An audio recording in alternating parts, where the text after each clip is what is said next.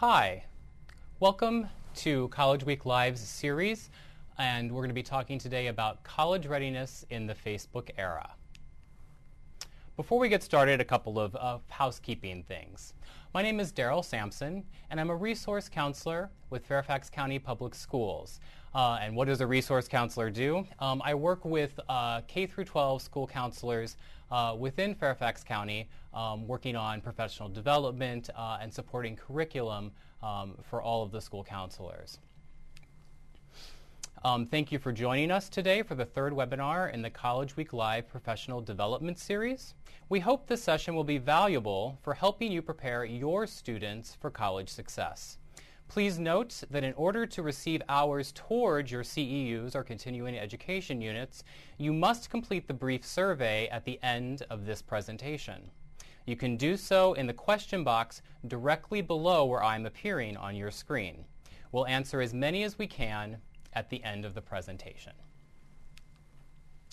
So with a webinar like this, it can be difficult to provide resources during the presentation that you'll be able to access by clicking on links or something like that. So what I've done is we're going to have this webinar going on here through your screen, but I've also got resources that I'm providing during the presentation in a couple of different ways. First of all, if you're on Twitter, you can follow me at Counselor Daryl, spelled the way that you see it on the slide there, and you'll be receiving tweets throughout the presentation that will guide you to some of the things that I'm talking about, or maybe go a little bit more in depth with some of the concepts beyond what we're able to do here in this presentation. You can also follow me on Facebook, and the web address is there, facebook.com/counselorsoffice, and the exact same resources, links, and materials will be going out through that feed as well. And then following my presentation, you can access those resources through my blog, which is at www.counselorsoffice.org. So my hope is that you're able to get a lot of information from me today, but that you are also able to go back in the future and maybe go a little bit more in depth, a little bit more in detail, and maybe even look at some examples of some of the accounts and technology that we're going to talk about this afternoon. Also, as many of you know, I had a survey going on for most of the month of September and part of October. And in that survey, I was trying to collect data prior to this presentation to see what school counseling departments, specifically high school counseling departments, were doing with regards to social media and college and career readiness. And I was really thrilled because we had almost 100 participants complete that survey prior to this presentation. A few little details about that. We had 78% of you that completed that were female, and it was pretty evenly distributed with regards to years of experience. So we had a pretty equal distribution of people who seem to be brand new to school counseling, all the way to people that are clearly seasoned veterans. And I think that's great that so many people with various levels of experience are really willing to dive in to the wonderful world of social media and incorporate that into their practice of school counseling. About 50% of the respondents came from suburban schools, with the other 50% coming from either rural schools or urban schools. And of those using social media in their departments as part of their department's communication plan, 87% of you have been using it for only 0 to 2 years. So even though we have a lot of seasoned professionals who are using social media, it seems that overall most of you have been only using it for a couple of years. And throughout the presentation, you're going to see a couple of numbers next to some things with parentheses around them, and I'll talk a little bit about those are percentages from the survey based on whatever the topic is that we're looking at. And lastly, for those of you who are very familiar with the Twitter world, we are going to have a hashtag as you're watching this presentation, and the hashtag will be CWLCEU, so College Week Live CEU. Pretty easy to remember. So if you're tweeting and asking questions and sharing with each other, feel free to use that hashtag to sort of keep that train of thought going in Twitter. And if you have absolutely no idea what I'm talking about when I talk about a hashtag, this presentation is absolutely for you. Okay, So I feel like it's pretty important, especially because we're educational professionals, to understand exactly what it is that you're going to get out of this professional development opportunity. So you're going to gain some knowledge and guidelines and considerations and some things maybe to think about as you and your counseling department maybe consider adding social media as part of your practice. You're going to learn the nuts and bolts of setting up a Facebook page for your department.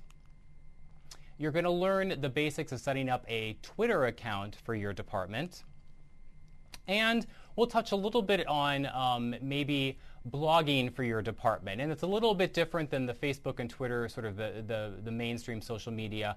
But school counseling departments have been able to use blogging in a lot of very positive ways to share information and get it out. Okay, so the first thing we're going to sort of talk about is trying to develop a framework for why in the world would you and your high school counseling department even want to dip your toes into the wonderful world of social media. You know, isn't what we have been doing all of these years, isn't that working out? You know, don't we already have strong products?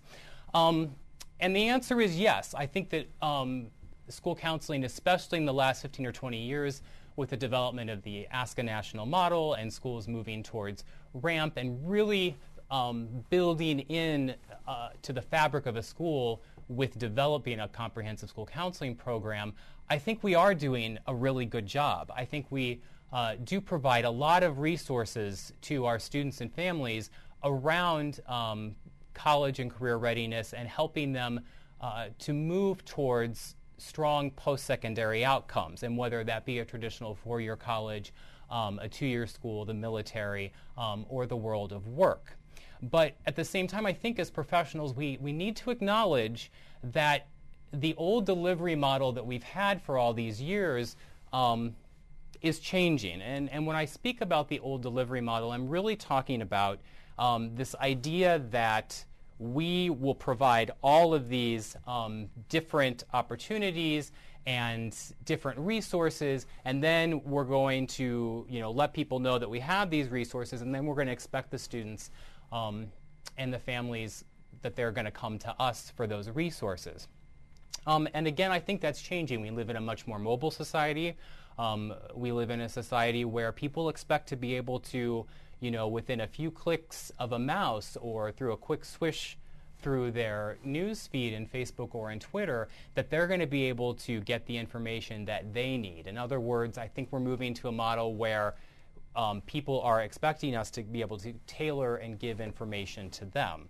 And this isn't meant to be a debate about the pros and cons of an old model versus a new model, but I think that social media is really an avenue that school counseling departments can explore in order to take all of the amazing things that you're doing, all of the strong programs and resources and scholarship opportunities and post-secondary planning materials that you may be starting with your kids in middle school or maybe even elementary school within your district, and getting that information out there in a form that we know at this point, and I'll talk about this in just a second, that we know parents and students are accessing. They are accessing social media. And so I think it is worth exploring for us,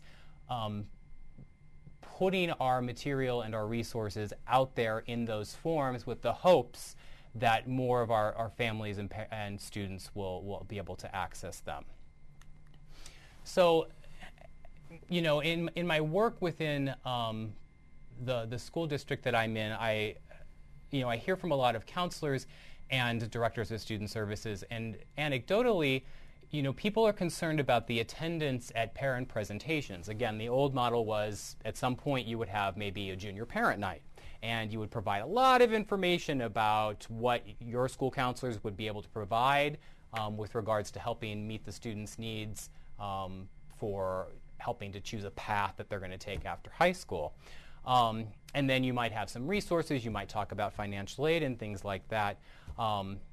And what I hear about a lot when I'm out and about is that there's concern that parents aren't coming to those, that there are people that aren't coming to those. And so last year at an advisory council meeting, At the high school I was working at, I asked, we had several parents on that advisory council, and I said, we offer a lot of programs, and they're really strong. We have a lot of information. In fact, we base a lot of the topics in our parent presentations on needs assessments that we've done with parents and students and families, so that we make sure that what we're providing them is what they want information on.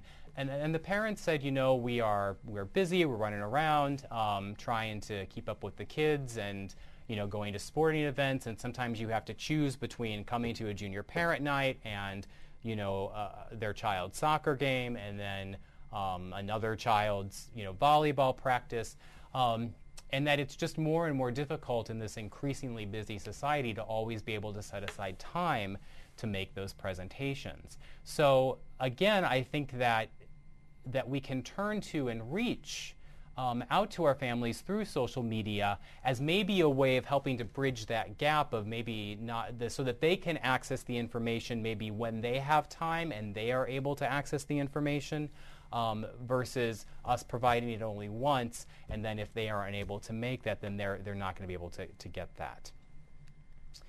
So when we look at how much are teens and adults using social media, first of all, you'd hope that if we're talking about using social media, you kind of want to know that people are on there. And the Pew Internet Research Group has done a lot of research looking at teen and adult social media use. And what they find is what you see there on your screen. We have 81% of teens, 81%, I mean, that's a lot, are on social media, and then our adults, 72% of them are on social media, and those numbers keep on climbing. But when I dove into the research, and you should see at some point some tweets out that have that information to both those studies, or it'll appear on the Facebook feed. We've heard a lot about how maybe teens are fleeing Facebook because their parents are on there and they, want some more anonymity. But what the Pew research really found was that teens are still on Facebook, and that adults are on Facebook, teens are on Facebook, they're all still on Facebook. Twitter use, though, is also rising amongst both groups, both teens and adults as well. So Facebook still, if you look at the Pew data, is really the dominant social media force still amongst teens and adults. Now, whether that'll still be that case in 5 or 10 years, I don't know, but at least for the present, I think that you could explore maybe either one, and you would still be able to reach sizable numbers of your student and family population. The other thing that's interesting in the Pew studies about teens is that they often have multiple social media accounts, and they're pretty savvy at which media account they use for which purpose. So Facebook, for instance, which at this point they may be on with their parents and other family members and a lot of their friends, may be a place where they're sharing pictures, they're keeping photo albums, but they may gravitate more towards a social media service like Snapchat, which is a very brief, quick, and it's supposed to disappear, form of communication between teens. They may gravitate more towards that when they are, just wanting to socialize with their friends. So what I sort of take away from that is that our teenagers are pretty savvy about knowing which social media to use for what purpose. And so in terms of gathering information, a lot of them are using things like Facebook more towards, some more formalized profiles, and to gather information, about the news and any sort of college information or services that you can provide. And then additionally, there has been a lot of benefit, at least in some very small studies, and I know that there are a lot of conversations about this amongst the school counseling world, with regards to how social media can help support our first-generation college students. Because even if a lot of our first-generation college students or students that come from limited economic backgrounds, even if they don't necessarily have internet in the home and accessing a laptop and things like that, a lot of them do have smartphones or smart devices, and they are able to access information and do access information, again, often through social media, that helps to inform them. And so there have been a couple of studies from the University of Michigan and Michigan State University sort of showed that first-generation college students who received information about the college admission process through social media and strongly agreed that they had used the social media were 1.8 times more likely to say they felt confident about the admissions process. So even just getting those updates through Facebook or getting those updates through Twitter really made them feel like they had a little bit more of the grasp of the process than some of their peers that did not. And then when we look at a study that came out of Southern Methodist University, showed that social media served as a great informational source to students about the college admission process, but that it also needed to be paired with the strong traditional face-to-face programs that so many of us across the United States already have in place. Because the social media can share information, but it's not always able to be purely individualized, which again, working directly with the school counselor can provide, nor can it necessarily provide some of the emotional supports that we know our students need as they go through this process. Because as they're planning for post-secondary outcomes and their families are planning for post-secondary outcomes, they're going to find that it can bring up a lot of emotions. And so they still need that strong individualized support. So some considerations as you're beginning to ponder, if you haven't already, developing a social media presence for your school counseling department. And I'm going to tie the first one right back to what I just finished with that SMU study, which is that technology should enhance your program, your strong program, but it should not be your program. And what I mean by that is a mentor of mine recently recommended a book called Good to Great by Jim Collins, which I highly recommend if you're out there looking for something to read. And it is about the world of corporations and economics and developing strong corporations and what makes great companies bigger or better than simply good companies. And as I read it, I was a little skeptical, thinking this is not education, but actually all of the information there is research-based and can be applied to any sort of large system or organization. And in there, Jim Collins talks about how technology can be used to accelerate the process of a company or an organization moving from good to great, but it cannot be a company moving from good to great. So your technology, your use of social media should really highlight, share, emphasize, support, and enhance the strong work that you do within your school counseling program, but it shouldn't necessarily be your entire school counseling program. So I think you need to have a strong program, a comprehensive program first, and then look at maybe using the technology to support and communicate some of that work. The other thing to think about is choosing your media. In the survey we had, a very small percent of people said that they used Facebook or had Facebook pages, which I found really interesting because if you look at the Pew Research data, our families and kids are still on Facebook. A large number of you all are using Twitter. A portion of you are using both, and then a couple of you are using blogging. And some things to sort of think about. All of our students and families, or large portions of them, are on Facebook. That might be one avenue if you were going to sort of look for a social media account that was going to give you the most bang for your time and your buck. That might be it. But Twitter, we know, is also growing, and so maybe you want to get in on the ground floor, and as we see that particular media maybe continue to flourish and grow in popularity, that might be another way that you'll be able to get that information out. And then with blogging, you're really able to share a lot of information. You can really use long form and things like that. But as we'll talk about a little bit later, it's going to be very different than either Facebook or Twitter or another social media account. And there are some differences that may make you think about whether that is the best choice for your department. Okay, so as you're talking amongst your department and your colleagues about structuring your social media, you have to answer some questions, such as what information are you going to share as part of your social media account, and the survey we had, the top 3 college admissions, deadlines, college programs, and things like that.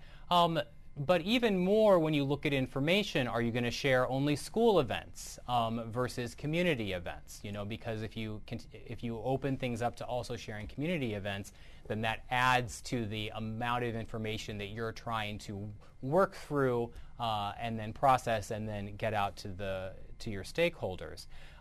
When you're looking at information, do you need to think about is your tweeting out or your sharing of Facebook of some information sort of a tacit endorsement of one group over another?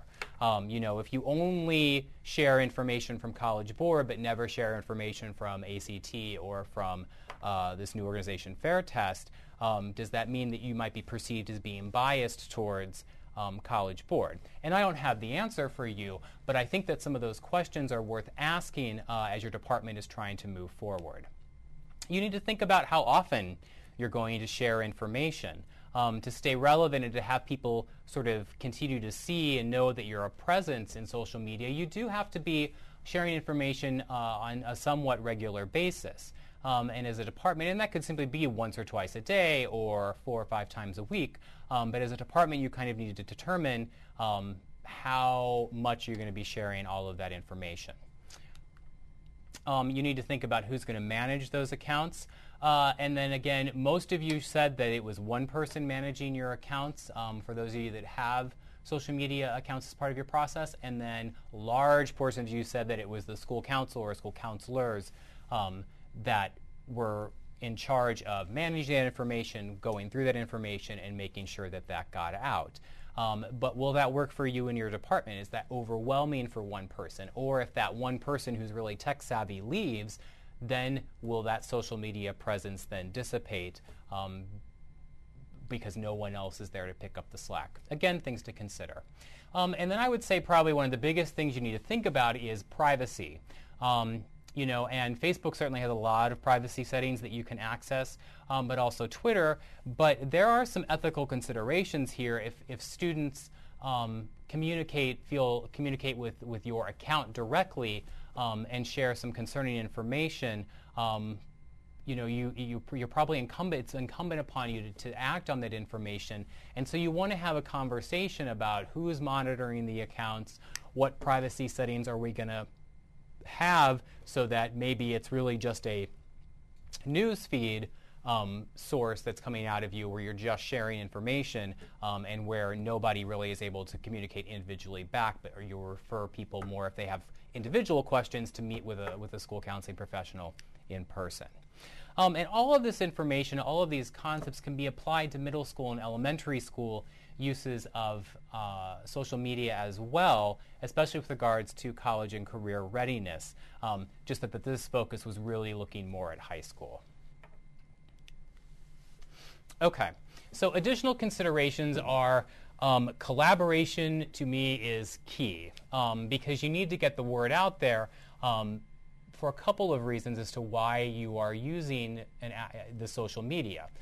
You want to get partnerships, you want to get parents involved to help share the information that you've started a social media account, but you also need people to sort of help you, give you information about things that maybe would help support your work, or that they would be sharing resources that would be valuable to your families and students as they're beginning to work through this process.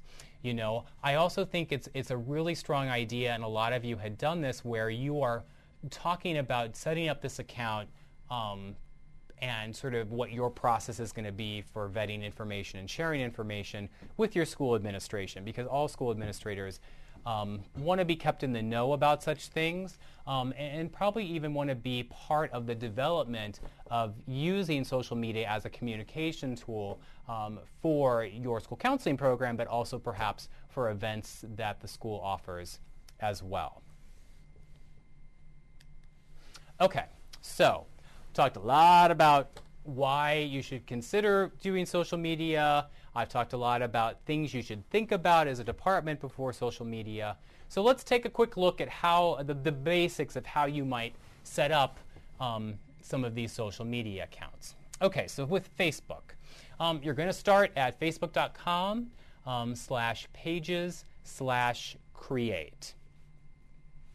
And you're going to see there, when you get onto that screen, you're going to see a bunch of little boxes that say, you know, is your page about a local business? Is your page about a brand?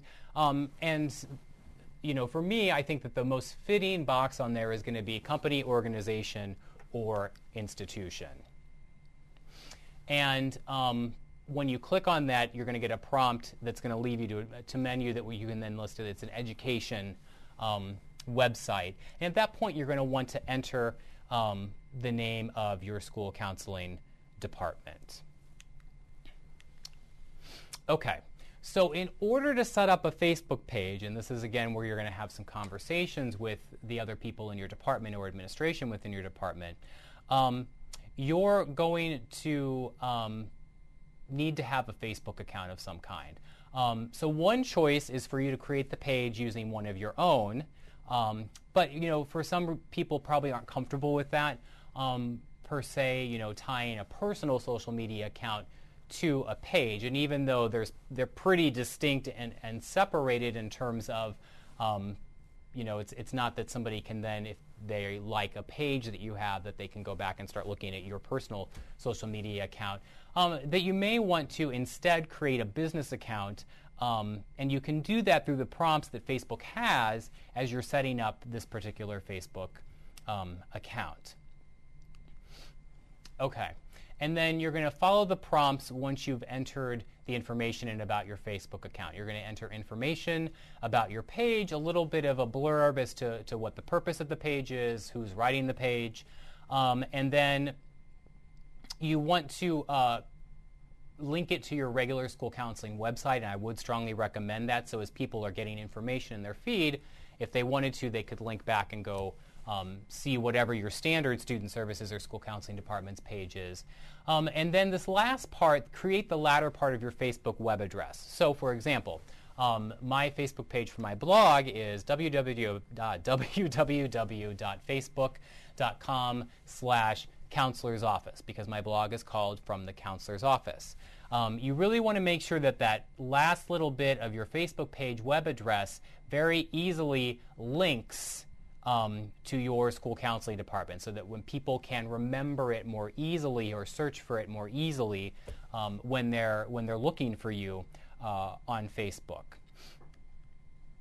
And then you're going to want to add pictures, you know, a cover photo and sort of an individual photo, because those also can really help to sort of brand your school counseling department visually. A lot of people are very visual, and you want to use pictures that maybe, you know, show your staff, or they're a logo for your school, or maybe one picture is a logo for your school and the other has, you know, school counselors actively working and engaged with students. All of those things are possibilities. You could even have either yourself, if you have the know-how, or work with some people at your school to create graphics that maybe highlight your mission, your vision, and things like that. But this is really the pictures that you can post there that sort of highlight the top of your page really give you an opportunity to, in a visual way, show what your school counseling department is about and what you can do for kids.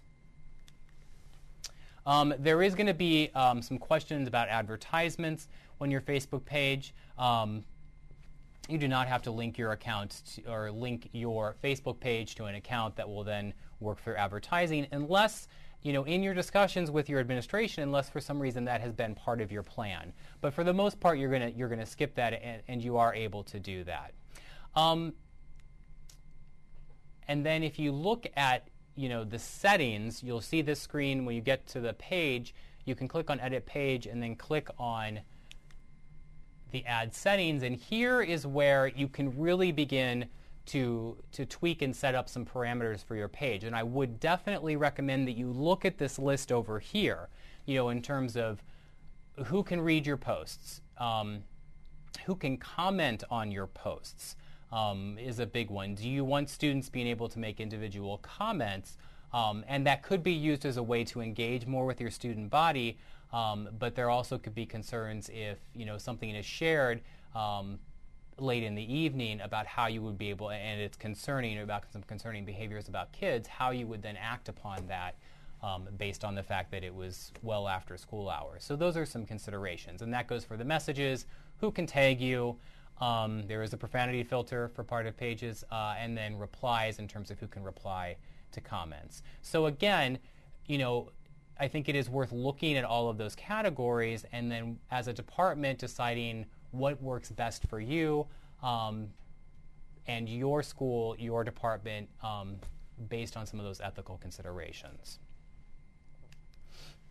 Okay, so then there's another link up there when you click on the edit page where it says to manage admin roles. And this is great because here is where you can add other users that also have accounts, like other people within your school counseling department, so that they can also post and monitor the content of that particular Facebook page. They can use you can use their username on Facebook, you can use their email, but that's really a great way where you can get other people involved, especially so that maybe not one person is having to put out the content on a regular basis. And from there, start posting. If you've gone through some of these prior steps where you've talked about what you're going to post and how you're going to filter that, you're ready to start posting things. And I think one of the great things about Facebook is that if you post a link, the picture shows up. It's very visual. You can post pictures of the work that you do with kids. It gives you a lot of options in terms of visual, in terms of the visual impact that one simple post can have. Also, as opposed to Twitter, which we'll talk about, you can post a few more characters. And so you can say a little bit more. If you're having an event and you have a picture of the event and a logo, you can also share a little bit more about what the event is and what people can expect from it if they're able to come. Twitter, which is one of my personal favorites. I love Twitter. So if you are looking to set up a Twitter account, you're going to start with twitter.com, and then you're going to need to enter in the name of your school counseling program. And I would really say put in the full name of your high school or middle school or elementary school, and then school counseling with it. You'll have to set up a password for that account, and then you're going to need to have an email address that is associated with that account. And you might want to consider, if this is possible within your department, of setting up a separate sort of school counseling department email address, again, so that if people come and go, if accounts change, you are able, the counseling department is always able to access that no matter who are the players at the table in a given year. Then this next session is going to be your name and username.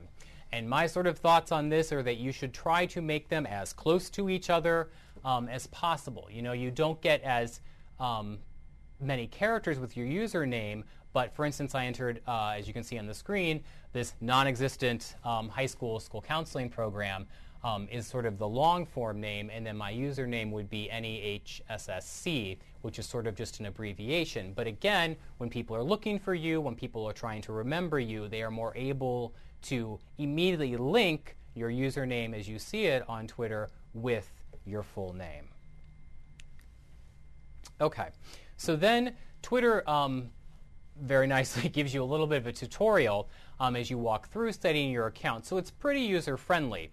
They're going to ask you to add people that you're going to follow, and things like that, and then maybe things that you're a fan of.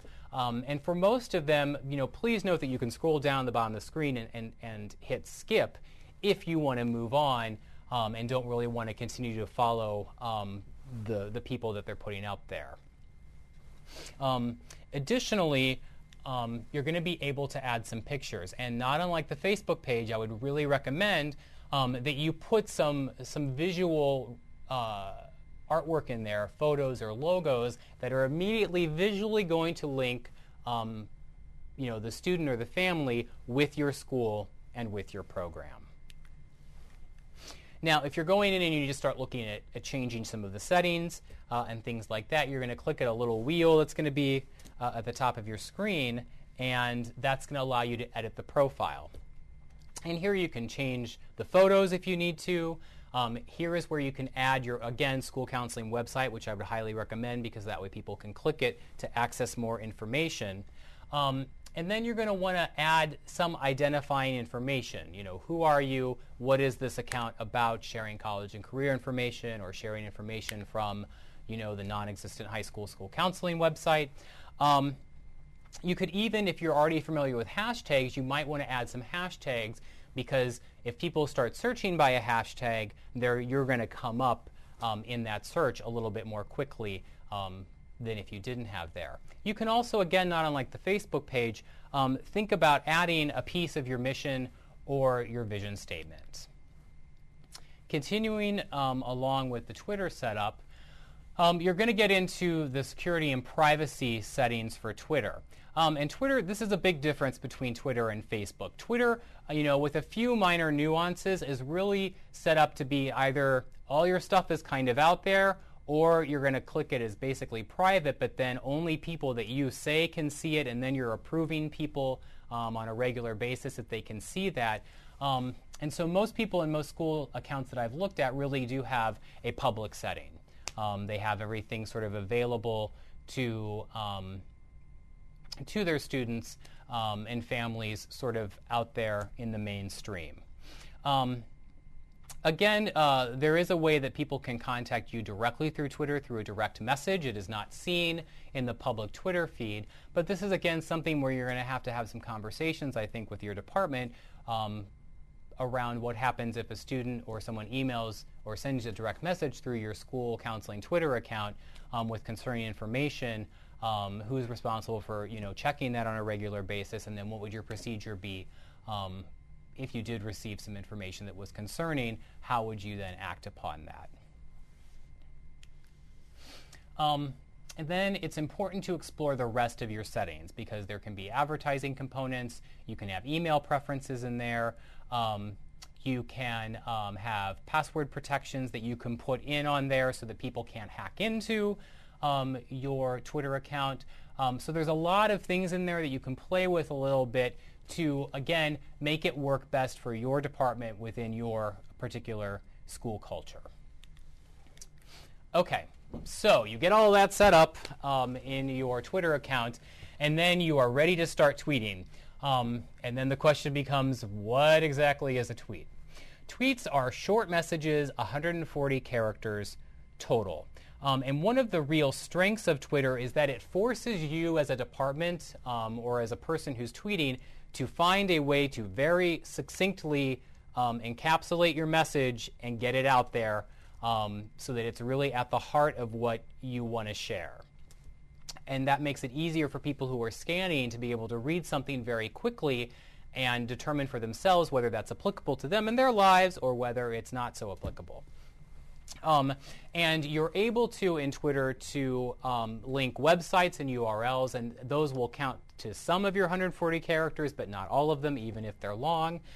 You can add pictures and tweet out pictures. Again, if you're doing some wonderful work with kids and families, Twitter would be a way that you could add a pic, tweet that out, and sort of show the world what it is that you're doing that maybe people aren't aware of. Okay. There's two main symbols that you need to think about on Twitter. The first is the @ symbol. And the @ is a symbol that refers to a person or an entity with a Twitter account. My Twitter account is @Counselor Darrell. And so if I were wanting to tweet something about myself, like, hey, Counselor Darrell's rocking this presentation, that is how I would phrase it. @Counselor Darrell is rocking this presentation. If you had something where you wanted to acknowledge someone and they had a Twitter account, that is how you would refer to them because then it would be linked back to them and to their account. And you should use the @ and then the Twitter handle whenever possible to acknowledge someone's name or information. Then the second main one, which tends to be a challenge, you have to get used to them, are the hashtags.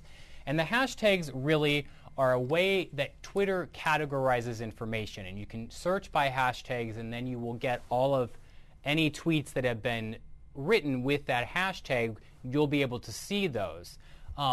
So for instance, if you wanted to see all the tweets that are currently going on about the presentation through College Week Live, you could search by hashtag CWLCEU, and you would be able then to see all of those messages. School counselors, we use hashtag SCChat once a month, the first Tuesday of every month, where we have school counselor chats that we have via Twitter. There's hashtag FinAid if you're talking about financial aid. There's hashtag FirstGen if you're talking about first-generation students. Hashtag CollegeBound. Again, it is sort of a symbol and a way that you're able to narrow down if you're looking for a specific item and find tweets and information about those items.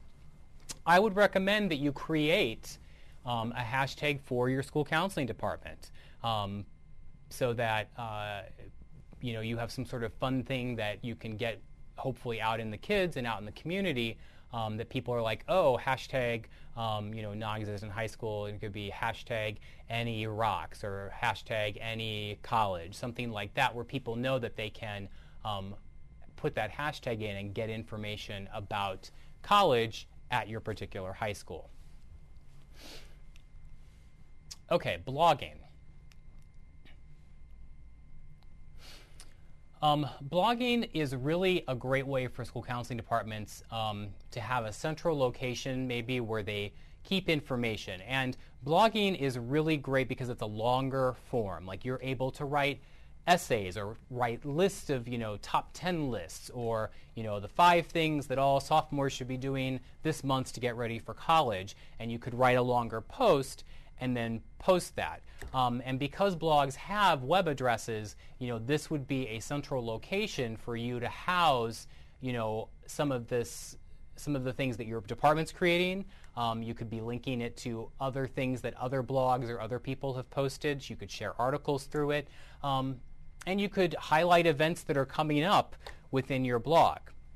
And people are able to often follow blogs through email if the blog is set up that way, or they can follow blogs, for instance, through a Google account if they're looking at Blogger. But my one concern with blogs and something to think about is that it still tends to be a little bit more like the old model where we're putting out information in a blog, but then we are expecting people to come to that blog to get that information. And so something you may think about is a blog may be great for your department to share longer forms of information, but if you link that blog to a social media account where when you add a new post or you add a new event to your blog, you also then tweet it out or put it up on your Facebook page, that is probably going to be a better marriage than just the blog by itself. And the same considerations for blogs apply as with other social media. What type of content you're going to have on there, who's going to be posting, who's going to be responsible for posting, are you going to allow comments on the post, again, where students and parents are giving you feedback on the post, on the information, and things like that. And then how often are you going to blog? Because people will come back to the blog if they know that information is regularly put on there and updated. But if you have a blog where you're writing 1 month and then nobody writes for 2 months and then you write a flurry of posts in an additional month, then people might not have stuck around that long to see that information. So again, as a department, you are working within your school culture to determine what the format is going to be for that blogging experience. So if you're going to set up a blog, I'd recommend there are some very easy to use platforms out there. I write my blog through Blogger, which is a Google platform. You can look at WordPress, which is another very popular blog format. There are several school counselors out there that I know that now use Weebly, which they find to be very user-friendly. And then there's also Tumblr out there, which is sort of a cross in my mind between a blog and a social media site. It's considered a microblog. And that might be a great something for your department if you don't want to do a lot of longer writing or things like that, but instead you want to share links to articles and pictures with very short comments. That might be a great form for you as well to explore. And then think about the post. You can do long-form essays to share with families. You can do short forms, which are some of these like tip sheets, top 5 things that freshmen should be doing. You can post pictures. You can post podcasts if you're able to utilize audio software.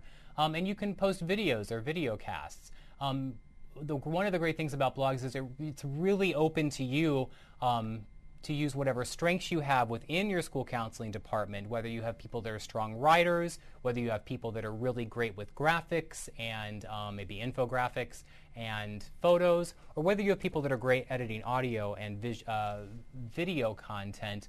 The blog really allows you to have all of those forms within one place.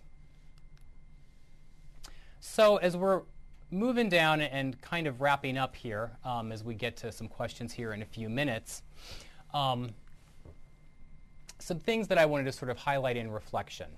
We're talking a lot about Facebook and Twitter today, but social media is ever-changing, and it changes pretty quickly. Our students, while they're still using Facebook and Twitter, they're also using a lot of other social media websites and devices. And 5 years from now, some of these will no longer really be used or utilized by students and families, and we just need to be aware of that.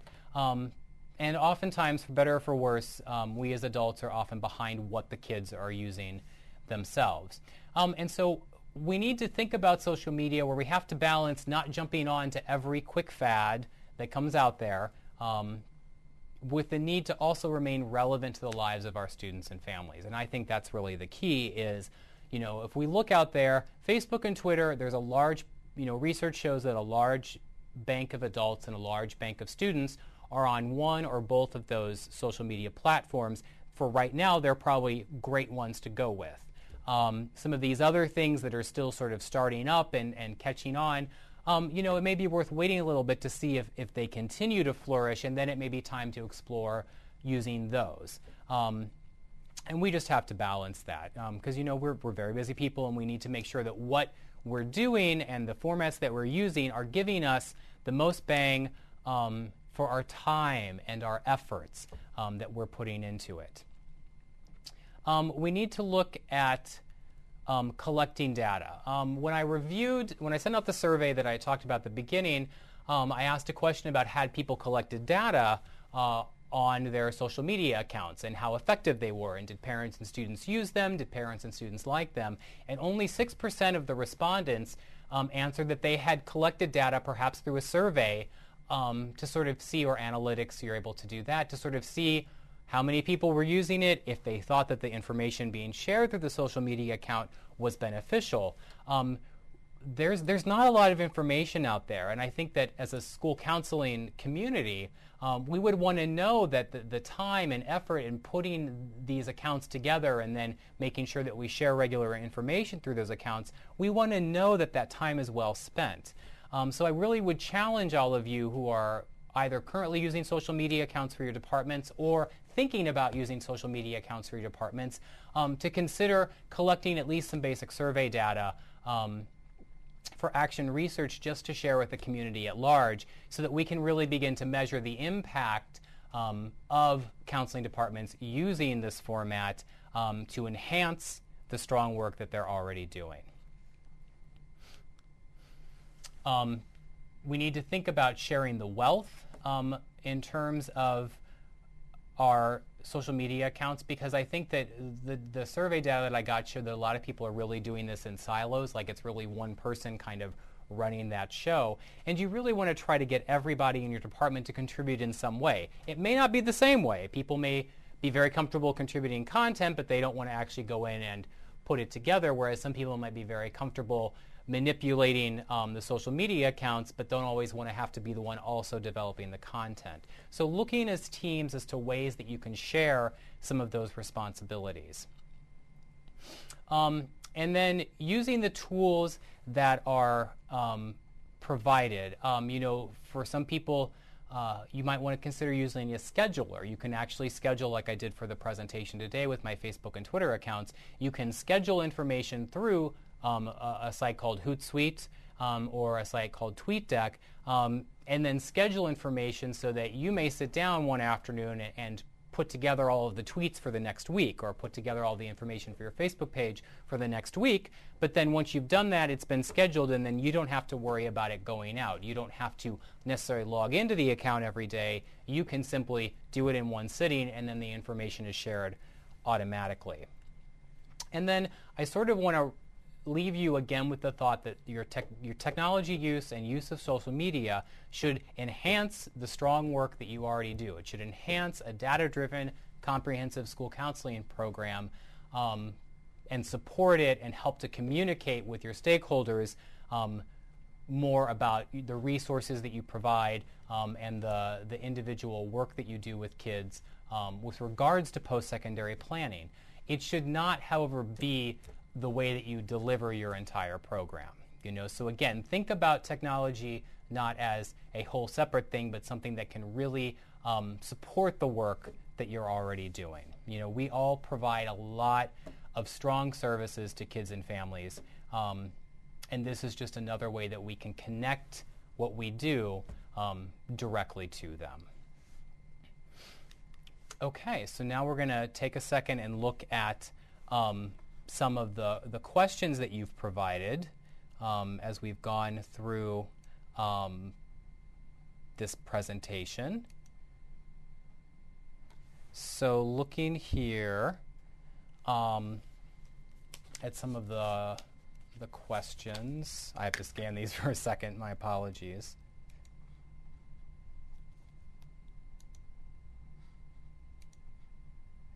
Okay, several people are asking if the presentation is going to be able to be accessed afterwards, and my understanding is that the answer is yes. I mean, it may take a day or so for it to be posted, but it should be made available again to everybody if you couldn't make it today, or if you want to kind of go through it again. And again, I would also recommend that you look at my Twitter feed or look at my blog, where a lot of the resources that I'm sort of going on behind the scenes, I'm sharing there as well. So if you felt like you didn't get all that you needed to set up your Facebook account, I have information through my social media accounts or through the blog that will already walk you through that. Okay. Another question is, what are some ways that you could collect data on your social media accounts moving forward? And that's actually a really great question. I think you can look at, a lot of schools will do needs assessments of their parent population, or they'll do needs assessments of your student population. And this could be, if you've started a Twitter account or a Facebook account, you could simply ask about that and ask some questions. Do you use our school Twitter account or our school department's Facebook account? Do you find the information helpful? What information do you more often access? And it may be that they access the college information, or maybe they look at the career information. Maybe you're sharing events. But maybe asking some questions in some of the formats that you already use to get information and feedback on might be the best way. There's also something you can do with Twitter and with Facebook and blogging, certainly, where you can begin to look at what we call analytics, and those are just keeping statistics of how many people are accessing your account, what they're looking at. And you can look more within the constructs of those sites to figure out where you can access some of that information. Your Facebook page will allow you to look at data for how many people are accessing it, how far it's reaching on a given week. Blogs also will show you how many people are accessing it, which posts they're looking at. So that's another way that you don't even have to really do anything if you've got a blog. You can simply log in, find the page where you're able to look at the statistics for your page, and then see, well, that post that I did on financial aid for 9th graders got a whole lot of hits. So clearly, that post is reaching a lot of people, and people found it valuable, maybe as compared to another post that didn't. So that's an absolutely great question. When I talk about tools that you can use to schedule, somebody's asking about that, I would say Hootsuite is the one that I use. It's at www.hoot, spelled like the owl, H-O-O-T, suite, S-U-I-T-E, and then .com. And I'll tweet that out as well and put that on my Facebook page. There's another one called TweetDeck, which a lot of Twitter users will use, and it's another great way that you can simply schedule tweets moving forward. Another question in here is about what sorts of people do you follow on Twitter. You know, some of it's going to be sort of specific to your school and your department. You know, certainly I recommend following the American School Counselor Association at ASCA Tweets. You might want to look at NACAC, the National Association for College Admissions Counseling, is another great Twitter feed, and both of those entities tweet out a lot of really good information that you can turn around and share with students and families. You might want to look at the Department of Education's post-secondary Twitter account, which is ED Post-Secondary. You might also want to look at Common App, because we all have a lot of students that are using the Common App to apply to college, and that's simply at Common App, APP. College Week Live, who is putting on this webinar, provides a lot of information and great resources for students, and their Twitter account is at CWL_counselor. You might want to look at the College Board, ACT, and FAIR test on there, just so you're getting all three sort of entities with regards to testing or not, as FAIR test may be the case, for post-secondary outcomes. And if you're looking for some hashtags to kind of go and do a search for, I would recommend looking at hashtag SC, School Counselor, so hashtag SC Chat, and then hashtag EM Chat, which is Enrollment Management, and that's sort of the college admissions side. And both of those hashtags will give you a lot of really strong information that you can follow and then determine if it needs to go out to your students and families or be done with your colleagues. So as we're beginning to wrap up here, if you haven't already done so, please take a moment to register at College Week Live, www.collegeweeklive.com, to receive updates on professional development webinar series that they're doing. And again, these webinars are great because they're free and they provide you with a lot of information about the college admissions process, which you can share directly with your schools. And you can also gain free access to college readiness tools, lesson plans, and then live presentations that you can have students come in and access, set up a time within your school that they could do that. They're going to help guide them through the admissions process. And in terms of my contact information, you can contact me through the email present there, which is daryl.sampson.lpc@gmail.com. Again, you can follow me at Twitter, which is @counselor, missing a few vowels in there, Daryl. And then follow me on Facebook at facebook.com/counselorsoffice. And then my blog is www.counselorsoffice.org. And I want to again thank you all for tuning in today. And I want to thank College Week Live for having me. It's been a great experience, and I hope that you are able to take this presentation and move forward and maybe explore the wonderful world of social media and how it would be able to enhance your work that you do in schools with your students and with your families. My hope is that you would find a benefit from beginning to use one of these platforms going forward in terms of people really having the information that they need at their fingertips, and then you can use that as school counseling professionals to then launch individual conversations within your school, conversations within your families, so that when students come to you with questions or parents call you with questions, they already have some of the information that they needed prior to coming in and asking you those questions.